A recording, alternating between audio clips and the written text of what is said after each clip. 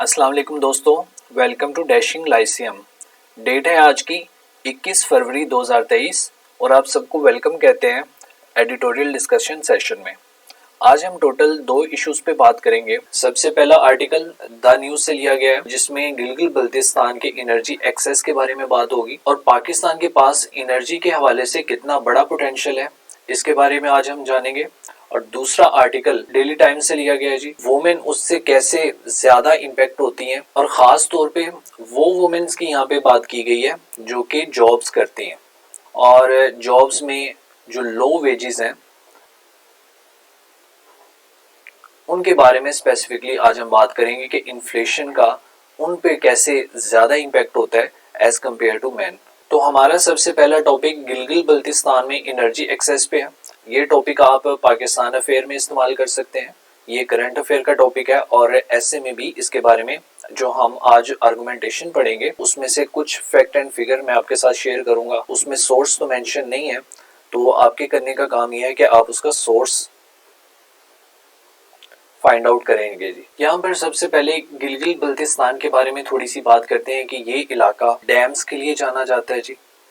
ठीक है, हमारे वन ऑफ बिगेस्ट डैम यहाँ पे मौजूद है जैसे दयामीर भाषा डैम, ये यहाँ पे कंस्ट्रक्ट हो रहा है और इसकी पावर जनरेशन कैपेसिटी है वो 4800 मेगावाट की है जी। उसके बाद जो बड़ा डैम है वो सतपारा डैम है और ये जो इलाका है गिलगित बल्तिस्तान का इसमें तकरीबन 7000 ग्लेशियर्स हैं जो कि हमारे वाटर का प्राइम सोर्स है।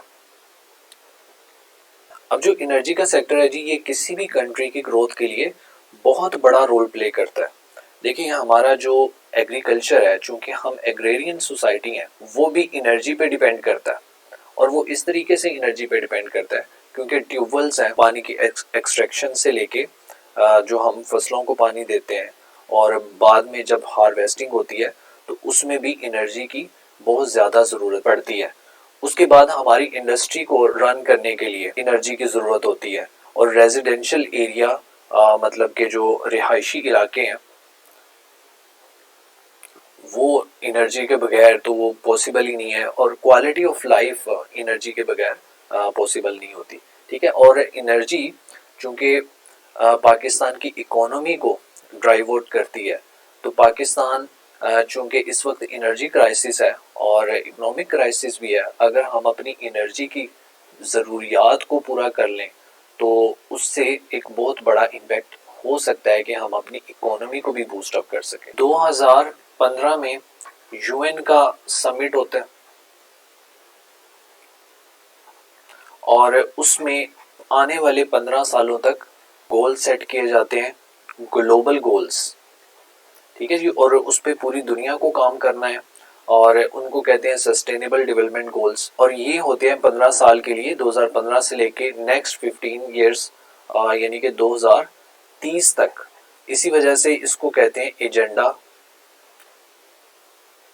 2030। इसमें जो गोल नंबर 7 है वो स्पेसिफाई करता है क्लीन प्लस अफोर्डेबल एनर्जी को।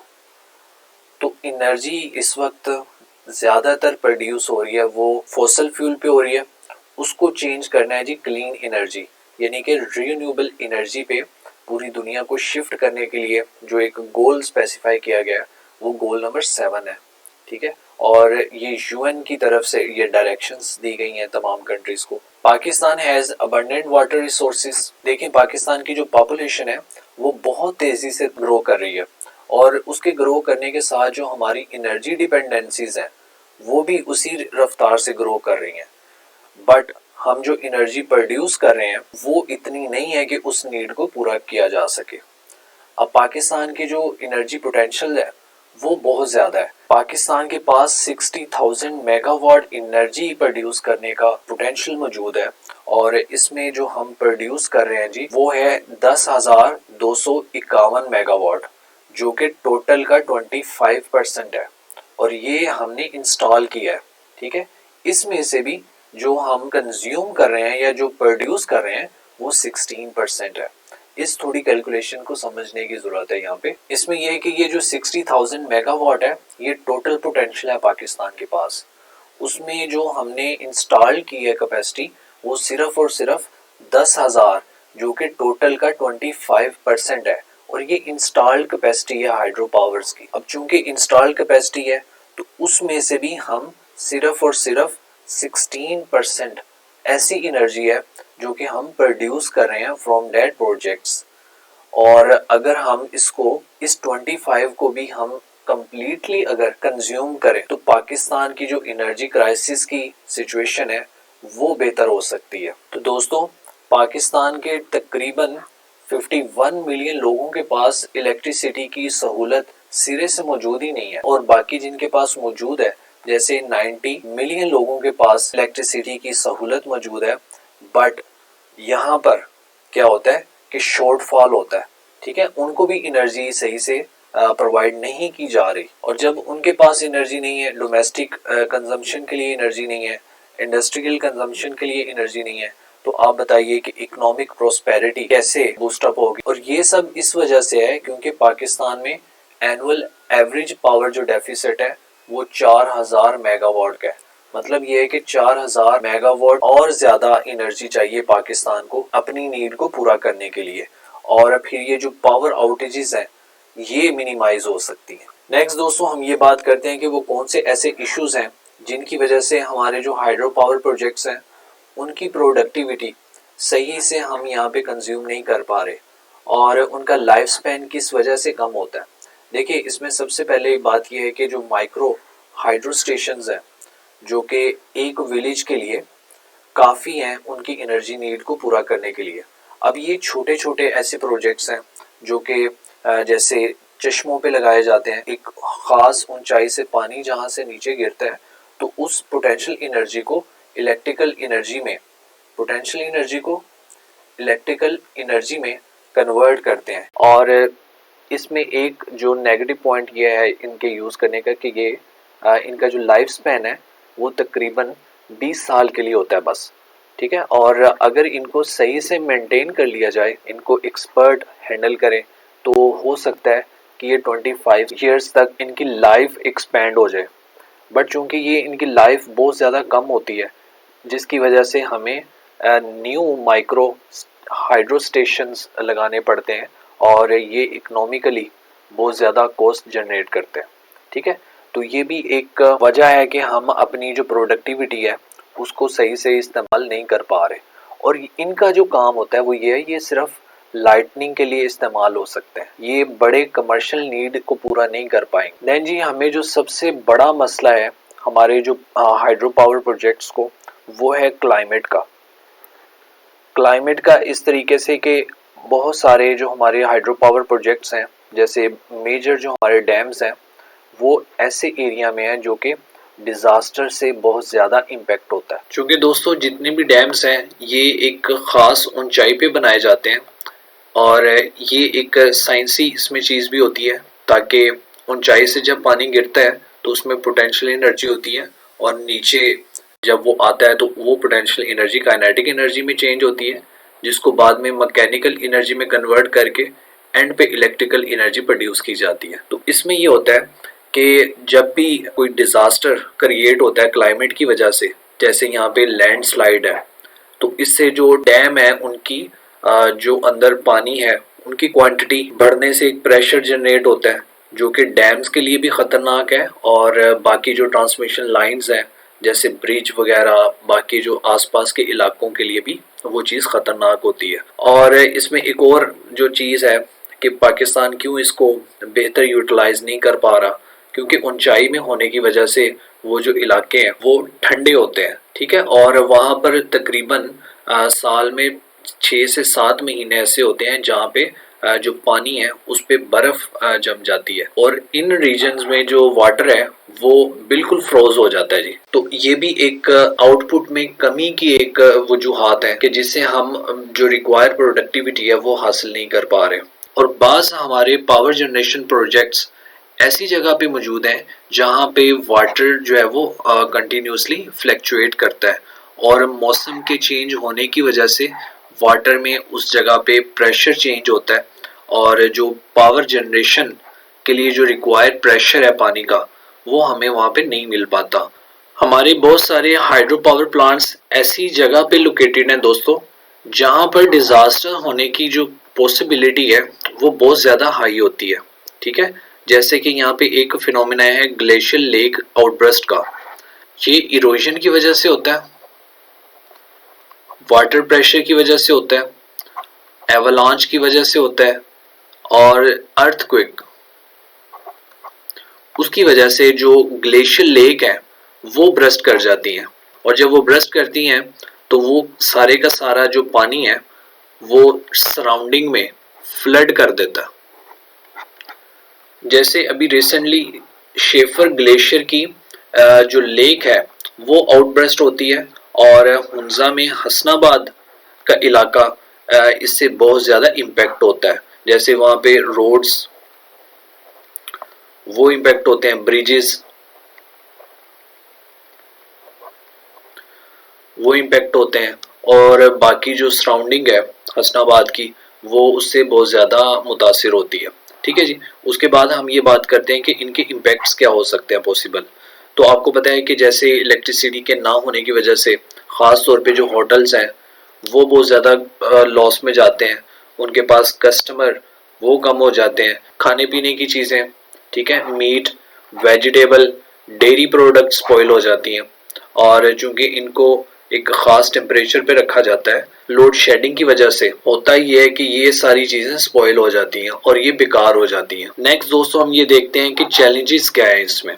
तो इसमें जो सबसे बड़ा गैप है वो है डिमांड और सप्लाई का।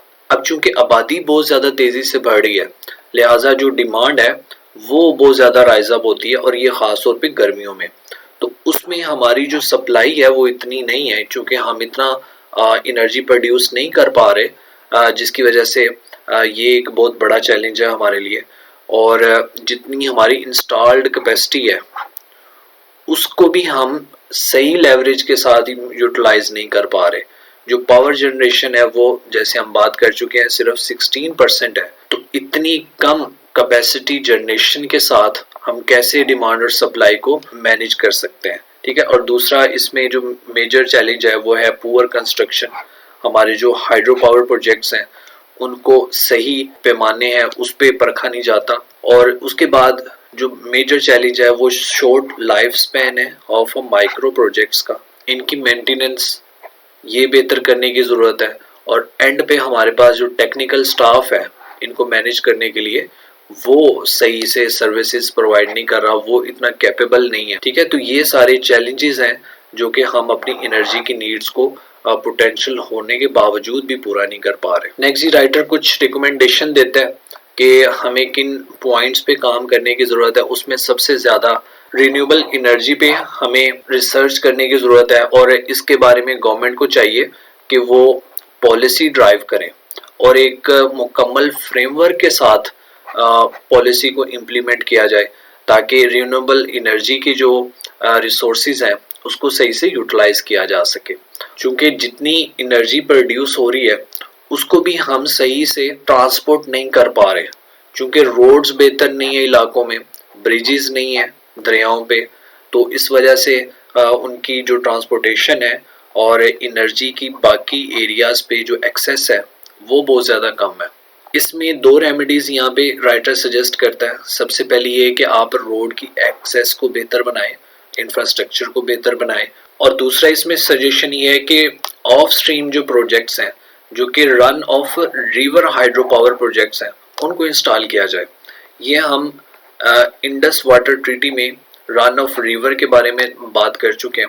इसमें ये होता है जी कि रिवर का जो एक्चुअल फ्लो है उसको डिस्टर्ब नहीं किया जाता, और उसके ऊपर एक ऐसा पावर स्टेशन लगाया जाता है जो कि उसके प्रेशर की वजह से एनर्जी प्रोड्यूस करता है, जब फ्लोइंग वाटर की वजह से। ठीक है। और इसको तरीकाकार ये होता है कि इसके थोड़ा सा चैनल के ज़रिए से अलहदा पानी को लेके जाया जाता है, और एक हाइट से पानी को इस पावर स्टेशन की तरफ पंप किया जाता है। और चूंकि एक हाइट से पानी जब स्टेशन की तरफ पंप होगा तो वो पोटेंशियल एनर्जी को काइनेटिक एनर्जी में चेंज करेगा, और वो फिर एंड पे यहाँ पे टरबाइन को घुमा के इलेक्ट्रिकल एनर्जी प्रोड्यूस करेगा, और एंड पे जो पानी है वो वापस रिवर में डंप कर दिया जाता है। देन जी हमारे पास जो टेक्निकल स्किल्स हैं उनको इम्प्रूव करने की ज़रूरत है और उसके लिए ट्रेनिंग प्रोग्राम को लॉन्च किया जाए, मुख्तलिफ सेमिनार्स कंडक्ट करवाए जाएं और वर्कशॉप जो हमारे स्किल लेबर है उसको डेवलप किया जाए ताकि हम मैक्सिमम एनर्जी को प्रोड्यूस कर सकें। देन रिकमेंडेशन में गवर्नमेंट और एनजीओज के आपस में कोलैबोरेशन के साथ एक ऐसे तरीका कार पे काम करने की ज़रूरत है, जैसे यहाँ पे देख लीजिए रिफॉरेस्टेशन पे इन दोनों को काम करना चाहिए। और जो बायो एनर्जी है ऐसे प्रोड्यूस होती है कि ऑर्गेनिक मैटर पे ऑर्गेनिज्म, खास तौर पे बैक्टीरिया जब डिकम्पोजिशन करता है तो उसको गैस में कन्वर्ट करता है और बाकी लिक्विड फ्यूल में वो गैस आप इस्तेमाल कर सकते हैं और वो जो लिक्विड फ्यूल है वो आप कारों में इस्तेमाल कर सकते हैं। और देन जी राइटर ये रिकमेंड करता है कि आपको वहाँ के नेटिव्स हैं उनके साथ मिलके उनको अपने प्रोजेक्ट्स में शामिल कर कीजिए, उनको डिसीजन मेकिंग में शामिल कीजिए ताकि जो प्रोजेक्ट्स की साइट है वो उनके हिसाब से उनके नॉलेज को इस्तेमाल करते हुए और बेस्ट प्रैक्टिसेस को इस्तेमाल करते हुए हम ऐसी जगह पावर स्टेशंस लगाएं जिनसे हम मैक्सिमम आउटपुट ले सकें और उनका जो नेबरिंग इन्वायरमेंट है उस पर नुकसान कम से कम हो। देन जी हम जनरलाइजिंग इन्फ्लेशन पे बात करते हैं। ये एक बहुत ज़्यादा इम्पोर्टेंट आर्टिकल है। ये इन्फ्लेशन के औरतों पे जो इम्पैक्ट है उसके बारे में बात करता है। ठीक है, इसके आर्गुमेंट्स को आप पाकिस्तान अफेयर में इस्तेमाल कर सकते हैं। जेंडर स्टडी का ये टॉपिक है, करंट अफेयर में आप इसको इस्तेमाल कर सकते हैं और ऐसे में भी आप इस चीज़ को यूज़ कर सकते हैं। जनरलाइजिंग इन्फ्लेशन टर्म से ये मुराद है इन्फ्लेशन का जो जेंडर है उस पे इम्पैक्ट, खास तौर पे वुमेन्स पे, वो बहुत ज़्यादा होता है। और जो वुमेन काम करती हैं, बाहर जॉब करती हैं, हाईली लुक्रेटिव जॉब्स हैं वो मुयस्सर नहीं होती, उनको लो वेजिस पे काम करना पड़ता है जिसकी वजह से उनकी जो इनकम है वो इतनी ज़्यादा नहीं होती। पाकिस्तान इस वक्त दोस्तों इन्फ्लेशन के क्राइसिस से गुजर रहा है क्योंकि हर चीज़ इकोनॉमी के साथ जुड़ी हुई है और हमारी इकोनॉमी की इस वक्त जो कंडीशन है वो बहुत ज़्यादा बुरी है, जिसकी वजह से ये होता है कि पाकिस्तान का जो एनुअल इन्फ्लेशन रेट है वो इस वक्त 24.5 तक पहुंच चुका है। अच्छा, ये जो इन्फ्लेशन है, ये जो क्राइसिस है, इसका जो इम्पैक्ट है वो तमाम कम्युनिटी पे बहुत ज़्यादा है, बट उसमें भी जो प्रोमिनेंट देखने को मिला है इसका इम्पैक्ट वो वुमेन्स पे आता है। और अगर वुमेन किसी ऐसी फैमिली से बिलोंग करती है जिनकी इनकम इतनी ज़्यादा नहीं है तो उस कंडीशन में इन्फ्लेशन उस फैमिली को बुनियादी ज़रूरियात से भी महरूम कर देती है। और ये चीज़ देखने को मिली है कि औरतों पे इसका जो असर है वो डिसप्रोपोर्शनैलिटी ज़्यादा है, ठीक है, एज कम्पेयर टू मैन। इस पे राइटर ये बात करता है कि जो वुमेन्स हैं उन पे मर्दों के मुकाबले में बर्डन बहुत ज़्यादा है। यही चीज़ ILO की रिपोर्ट में हमें देखने को मिलती है, जहाँ पे जो मर्द हजरात हैं उनको highly paid lucrative jobs offer की जाती हैं, उनको बेटर कंपनसेशन दी जाती है। मर्दों के मुकाबले में औरतों को जो अपॉर्चुनिटीज़ ऑफर की जाती हैं वो ऐसी ऑफर की जाती हैं जिनकी जो वेजेस हैं वो बहुत ज़्यादा कम होती है। मतलब उनकी जो इनकम है, उनकी जो पे है वो बहुत ज़्यादा मर्दों के मुकाबले में रिड्यूस होती है। तो आर्गुमेंट यही यहाँ पे बिल्डअप किया जा रहा है कि औरतों को मर्दों की तरह ही जॉब करने पर मर्दों से कम पे क्यों मिलती है। और इसी वजह से हम देखते हैं जेंडर पे गैप पाकिस्तान में बहुत ज़्यादा है। मतलब कि औरत और मर्द की जो तनख्वाह है उसमें ज़मीन आसमान का फ़र्क है। नेक्स्ट हम देखते हैं कि औरतें ही क्यों इकोनॉमिक क्राइसिस की वजह से ज़्यादा इम्पैक्ट होती हैं। इसमें आप ये देखिए कि इकोनॉमिक अपॉर्चुनिटी, एम्प्लॉयमेंट अपॉर्चुनिटी औरतों के पास नहीं है। और जब कंपनी डाउन साइजिंग करती है, मतलब कि अपने एम्प्लॉयज़ को टर्मिनेट करती है, तो उसमें जो सबसे पहला निशाना है कंपनी का वो औरतें होती हैं। सही है, तो इस तरह की डिस्क्रिमिनेशन हमारे मुआशरे में चल रही है। और इस दौरान जब पेट्रोल की प्राइसेस बढ़ती हैं तो ये इम्पैक्ट ज़्यादा बढ़ जाता है औरतों पे, क्योंकि औरतों ने क्या करना होता है जी, जो गाड़ियाँ हैं जैसे कार अगर किसी के पास है तो वो उसको इस्तेमाल करती है अपने ऑफिस में आने जाने के लिए। क्योंकि देखिए हमारे मुआशरे में हैरेसमेंट, होती है, ठीक है, जिसकी वजह से उनको जो ट्रांसपोर्टेशन है, लोकल ट्रांसपोर्टेशन, वो लेने में उनको एक डर महसूस होता है। फिलोसेंट्रिक सोसाइटी में चूंकि मेल डोमिनेंस होती है और मेल को ही प्राइमरी ब्रेड विनर समझा जाता है, जिसका इम्पैक्ट ये होता है कि उसी को ही हेल्थ फैसिलिटीज ज्यादा देने की बात होती है, उसी को ही एजुकेशन ज्यादा देने की बात होती है। इसके मुकाबले में अगर कोई औरत ये चीज डिमांड करती है तो हमारी सोसाइटी उसको इस चीज की इजाजत नहीं देती। तो इस आर्टिकल में ये कुछ डिस्क्रिमिनेशन जो औरतों के साथ हो रही है, राइटर उसके बारे में बात करता है जी। एंड पे एक छोटी सी असाइनमेंट है जी, जिसमें क्वेश्चन नंबर 1 ये है, what benefits does a hydro power plant create for the local area. और क्वेश्चन नंबर 2 ये है, how inflation intensify women's vulnerability more than men. आपने इन दोनों क्वेश्चन के बारे में अपना ओपिनियन लिखना है और वो 2 पेजेस पे लिख के आप मेरे सोशल मीडिया अकाउंट्स पे सेंड कीजिए। उम्मीद है कि आपने आज के लेक्चर से कुछ सीखा होगा। आप अपना बहुत ज़्यादा ख्याल रखिए। अल्लाह हाफिज़।